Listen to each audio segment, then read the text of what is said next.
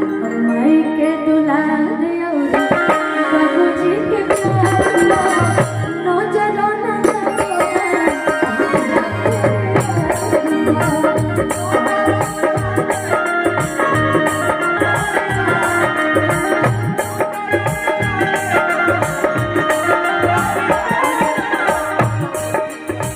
नजरों भैया की तरफ से बहुत सारा आशीर्वाद आएगा। और यहाँ पे जितना भी लोग बैठल बा ये सब हमने के परिवार बा। काहे कि भैया हमने जब भी आपन घर द्वार कहीं भी छोड़ के जानी तो अपन परिवार ही समझ के जानी, अपन घर द्वार समझ के जानी जाए न। तो आजकल के जमाना में अपना अपना पे विश्वास लेके दूसरा पे कोई कैसे विश्वास करे, हाँ ना? क्या बात बा?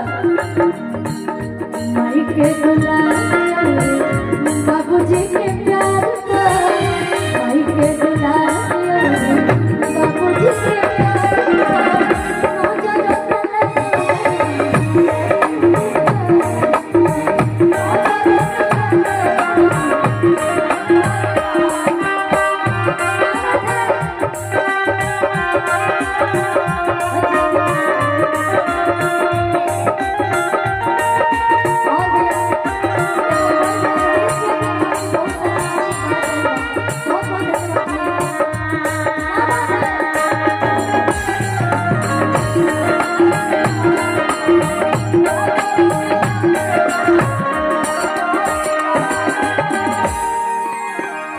बाबूजी के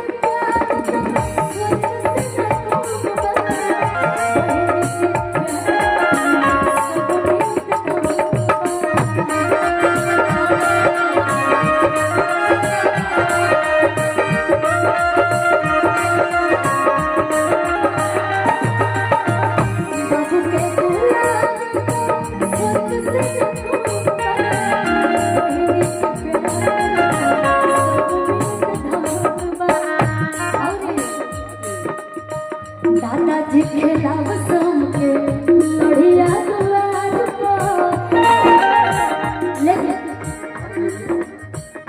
उधर भैया की तरफ से बहुत सारा आशीर्वाद है। लेकिन लड़िया तो सभी समझते हुए ना जाने बचपन में हमने लड़िए से चले सीखे नहीं ना।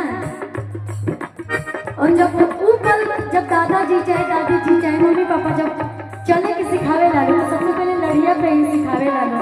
अब बड़ी प्यार से वो पल कभी जीवन में आ पाई गईला के बाद नहीं वो चीज के कभी भुला जा सकत है।